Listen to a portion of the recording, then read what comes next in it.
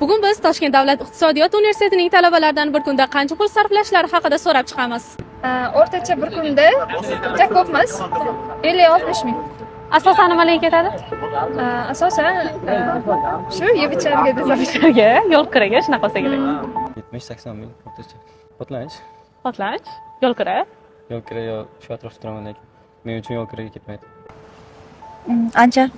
Endi bilmadim, hisoblab ko'rmaganmiz. Ammo o'rtacha bo'ladi-ku, uydagilaringizni ham bilmayman. Kamida 100 ming, 80 ming. Asosan nimalarga ketadi? Ovqatlanish, transport. Kuniga hisoblamay, haftasiga hisoblayman. Haftasiga qancha sarflaysiz? 250 ming, 350 ming atrofida. Asosan nimalarga ketadi bu sum? O'zimni karmanniy tushuncha rasxodlarim. Yo'l kiram, boshqa ovqatlanish. 30 ming, 40 ming sarflayman, ko'p emas. Asosan nimalarga ketadi? Ovqatga, faqat ovqatga ketadi. Yo'l kiraga ketmaydimi? Yo'q, nashta yaqin turamiz. 40-50 ming so'm bo'lsa kerak. Yeb ichish va bolalar bilan shu kontor bilan narsaga. 50 ming atrofida o'rtacha. Faqat yeb ichish, faqat. Yeb ichish. Ha, boshqasi ketmaydi. Transportga ketmaydimi? Transportga auto karta bor-ku. Abed qilsam 50 ming atrof. 50 ming. Abed yo'l kiraga ketadimi bu? Sizcha? 50-60 bizda hozircha. Nimalarga ketadi?